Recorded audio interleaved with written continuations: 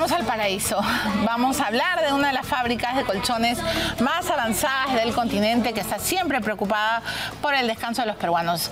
Ellos han decidido desde hace varios años llamar a sus clientes, previa autorización por supuesto, para hacer seguimiento a su descanso. Si usted compra un colchón Paraíso, le van a llamar a las 3 semanas, a los 6 meses y al año de descansar en el paraíso y le van a decir cómo le fue. Aquí está el testimonio de Mónica Soto. Hace más de 25 años yo uso el producto Paraíso. El Royal Cloud me parece espectacular, me siento en las nubes, no manejo con dolores. Duermo más horas, duermo fresca y plena. Definitivamente me quedo con Paraíso y lo voy a recomendar siempre.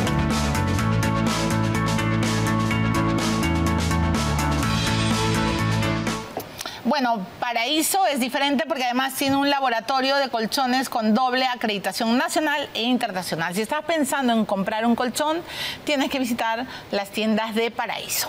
Ahora, vamos a regresar al infierno político, al infierno judicial. Doctor Lamas Puccio, buenas noches, bienvenido. Hola, ¿cómo estás?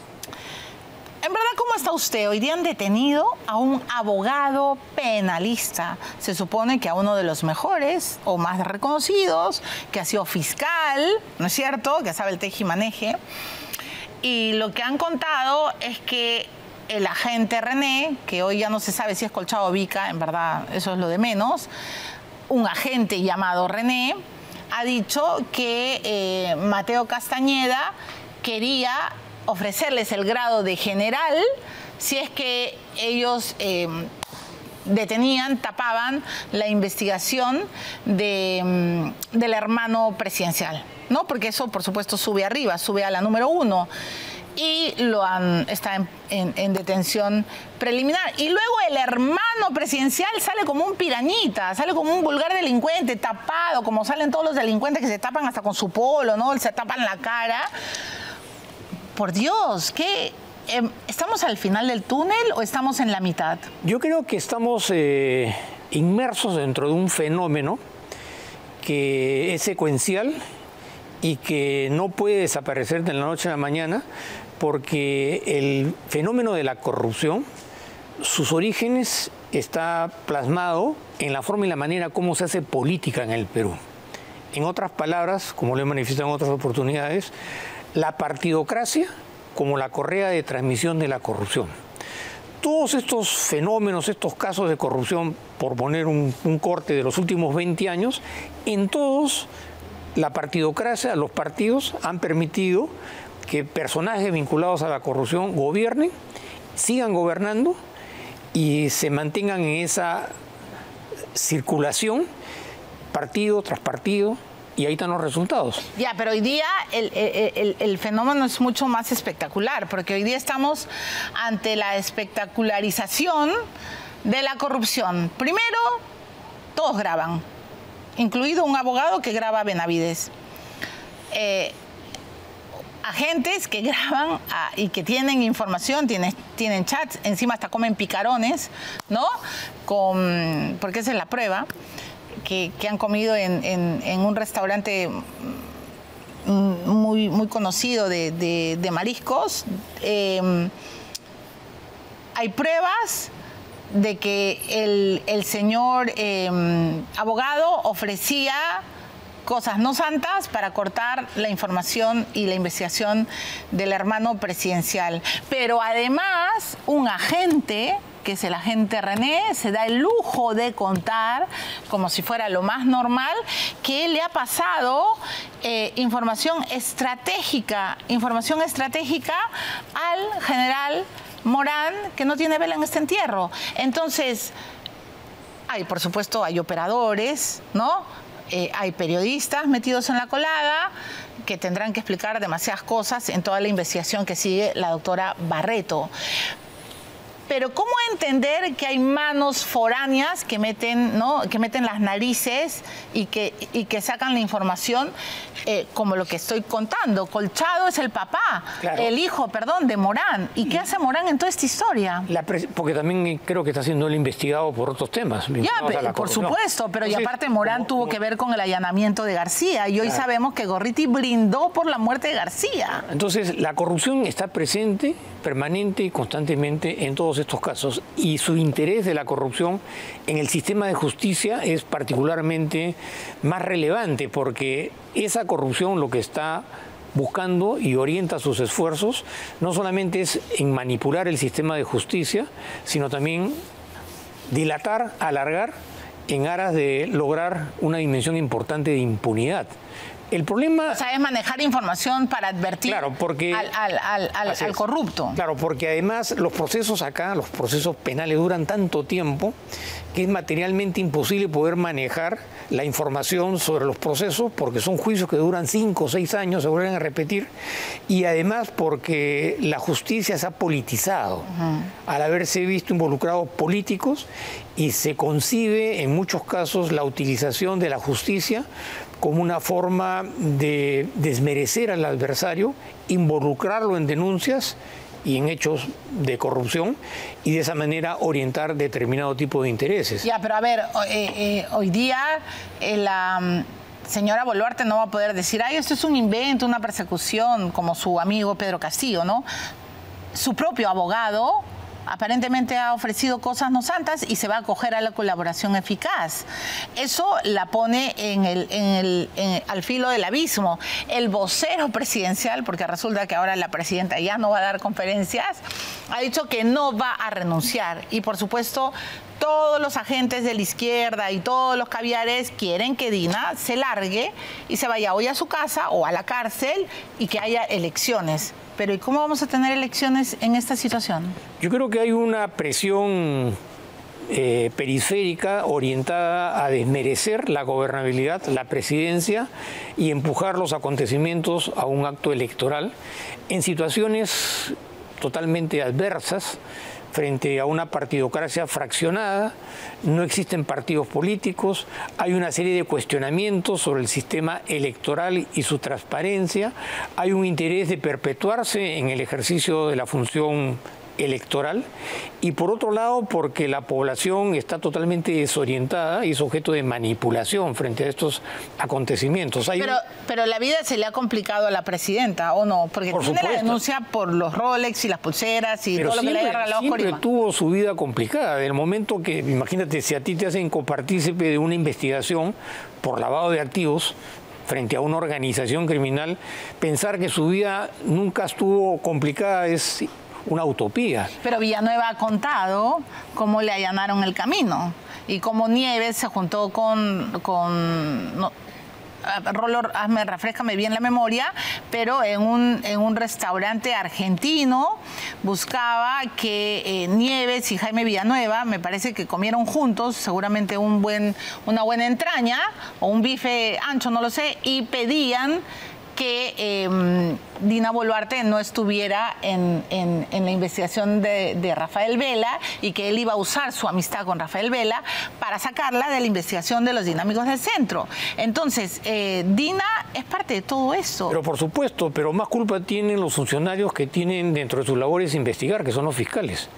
Se supone que un fiscal es un funcionario absolutamente imparcial y profesional en el ejercicio de sus funciones, pero cuando tú pones un fiscal que está ahí para apañar la corrupción y la impunidad frente a la cantidad de cuestionamientos, entonces el rol de la fiscalía se convierte en un cuento, en algo que es sujeto de manipulación, y todo tiene sus inicios desde el momento en que, porque esto no es un problema solamente del Ministerio Público o del Poder Judicial o del sistema de justicia.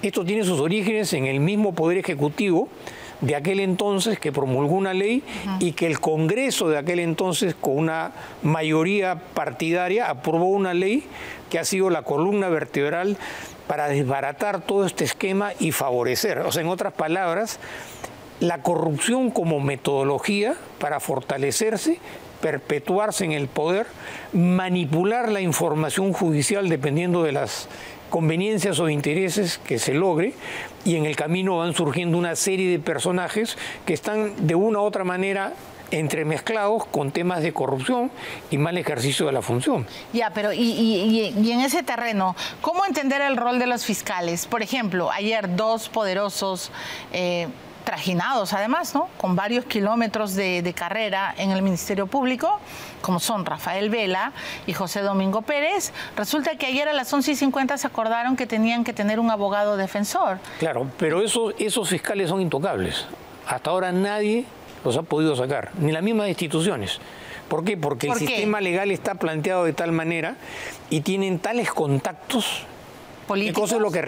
Políticos y económicos. Y mediáticos. Por supuesto, porque lo mediático es el brazo informativo del poder económico y el poder económico está vinculado a la corrupción. Todo se centra a partir de la corrupción y la maniobra para poder tener control y sujeción sobre las investigaciones. ¿Por qué? Porque un juicio por corrupción en el Perú puede durar 7 u 8 años, hasta una sentencia condenatoria. En ese devenir, la presencia de los partidos, los gobiernos, los políticos, para ir distorsionando y adecuando las circunstancias de acuerdo a sus propias conveniencias. Ya, pero ¿cómo entender esta este truco, esta ¿Trilogía? No, esta trampa que, bueno, pongo un... Es una trampa legal.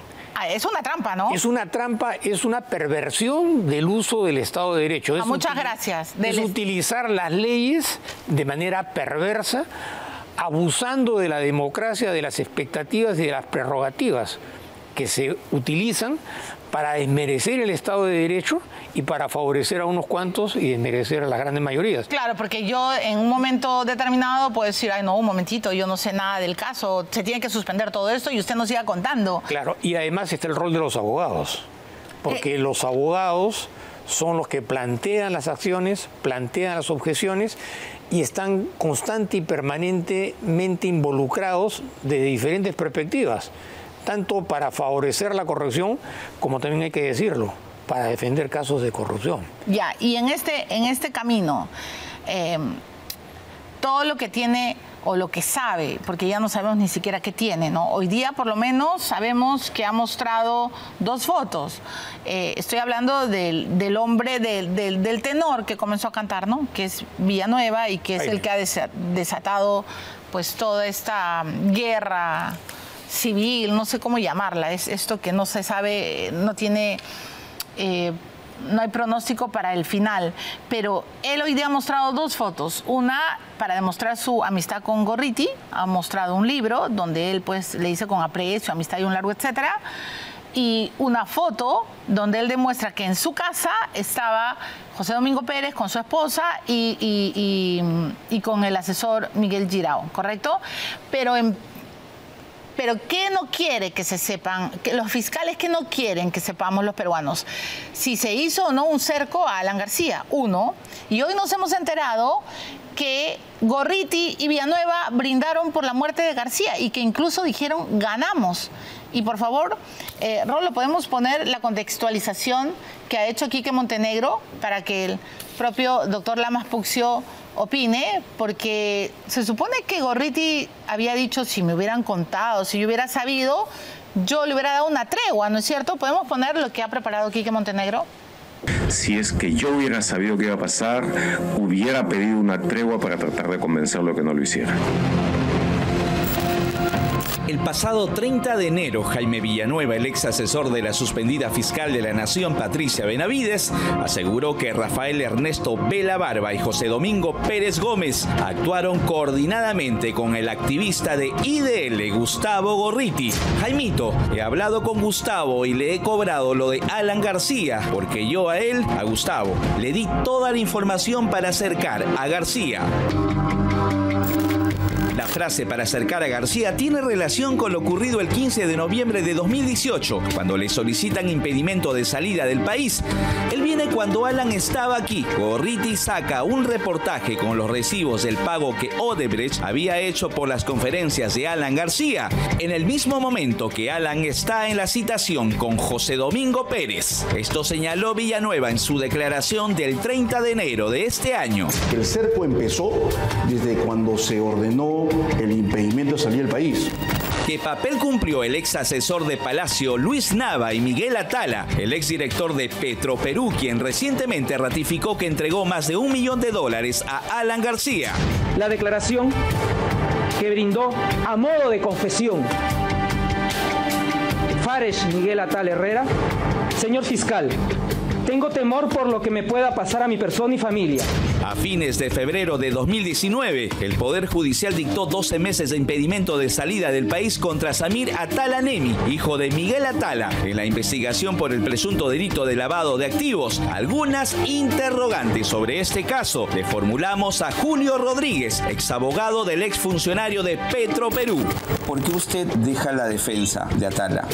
Lo que pasa es que ahí sí no puedo revelar información que pueda publicar, sujeto al secreto profesional. ¿Usted cree que el fiscal José Domingo Pérez tuvo algo que ver para que usted no continúe en la defensa de Miguel Atala? Eso revela secreto profesional. En el caso de Luis Nava hay un dato que no debe pasar desapercibido: las declaraciones en más de una entrevista de la ex procuradora Jenny Vilcatoma sobre el ex secretario de Palacio y Gustavo Gorriti. Hay un dato muy importante que yo vengo revelando y le ofrezco al fiscal Chinchay. El señor Gustavo Gorriti ha visitado al señor Nava en su detención domiciliaria. Nadie puede visitar a una persona que tiene detención domiciliaria. Así es. Hay un dato que yo estoy poniendo a disposición de la Fiscalía, que Gorriti visitó a Nava cuando tenía condición de detención preliminar, precisamente en el marco de todas estas acciones que habrían dado lugar a este direccionamiento. ¿Usted está segura de lo que está diciendo? El código, sí, yo tengo la persona directa que me ha dado el dato, la persona que me ha informado que esto ha sucedido, y tengo la autorización en mi teléfono para que yo lo cuente a la prensa. Y ya lo estoy realizando y lo estoy poniendo a disposición también del Ministerio Público. Raúl Noblecilla, el polémico abogado de izquierda, amigo de Pedro Castillo y Vladimir Cerrón, también defendió a Luis Nava, pero asegura que renunció por ética profesional. Noblecilla afirma también que no es amigo de Jaime Villanueva, de José Domingo Pérez, ni de Gustavo Gorriti. Jaime Villanueva, el famoso filósofo, claro. Bueno, amigo, yo me imaginé que era camarada, porque él a mí siempre me trató de camarada, Raúl, y sí, lo conocí. ¿Quién se lo presenta? ¿Gustavo Gorriti? No. A ver, en la pandemia se armó un grupo con el cardenal Pedro Barreto, de quien es mi amigo. ¿Usted? También fui abogado, claro, soy amigo. ¿Usted fue abogado de Luis Nava? ¿Por qué? Porque soy abogado penalista y fue en el penal que lo conozco. ¿Y por qué usted renuncia a la defensa de Luis Nava? Por ética profesional. ¿Qué revelaciones habrá contado el filósofo Jaime Villanueva sobre el caso del cerco a Alan García? ¿Hubo o no presión a los colaboradores eficaces por parte de los fiscales Gorriti e IDL, que tenían prácticamente secuestrado a todo el Ministerio Público? Doctor Lamas Puccio, ¿qué piensa de todo esto? Bueno, esto viene a corroborar, como te acabo de manifestar, todos estos entretelones, manejos tergiversados, todo lo que se negocia bajo la manga, y además la presencia de algunos actores en el manejo y en las decisiones de contenido judicial, cuando deberían ser decisiones particularmente autónomas que provienen exclusivamente de los fiscales. Vemos personajes como el caso de Gustavo Gorriti, que es mencionado de manera constante y permanente en una serie de actuaciones de contenido judicial, y con él el Ministerio Público genera la impresión como que no existiera.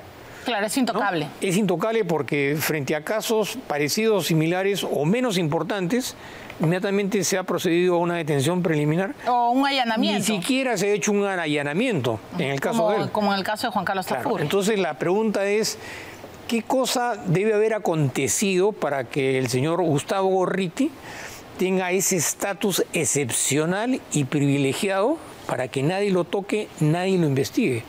Nadie, creo que actúe de esa manera en el plano de la protección por el simple aprecio que le pueda tener. Yo creo que debe haber algo más fuerte, más contundente, que le permite a él manejarse no solamente en el tema del control de las acciones judiciales, sino además tener un rol importantísimo en cuanto a lo que significó y significa e implica Odebrecht en el plano de la impunidad. O sea, tiene como un arma secreta. Debe tener algo porque dentro de la lógica elemental de cualquier persona uno se pregunta, ¿pero qué cosas sabrá este señor para que nadie lo toque? Tiene que haber algo, ¿no? ¿Tiene algo que decir del brindis a García? Es un hecho lamentable que denota la deshumanización de la justicia y de la labor funcional. Uno puede tener muchas discrepancias políticas, pero como tú manifestaste hace unos instantes, el respeto a la vida humana está por encima de todo, de cualquier cuestionamiento o gestión. Y eso pone en evidencia que se está deshumanizando a la sociedad frente a estos hechos que son graves porque están desmereciendo y destruyendo la poca ética que existe entre los peruanos, ¿no? Muy bien, gracias, doctor. Bienvenido siempre. Lo voy a seguir convocando. Ahora, antes de la pausa, ha llegado una promoción tan grande como el amor de mamá. Solo en Mediterráneo, en Griela, con este súper banquete. Un pollo a la brasa, más un cuarto de pollo adicional, ensalada clásica, más porción de anticuchos. ¡Qué rico! Exclusivo hasta el 16 de mayo. Ordena ya a través de la web mediterráneo.com.pe o llama al 715-5555. Mediterráneo, el verdadero sabor del pollo. Rolo, nos has prometido un Medi esta noche. Ya regresamos.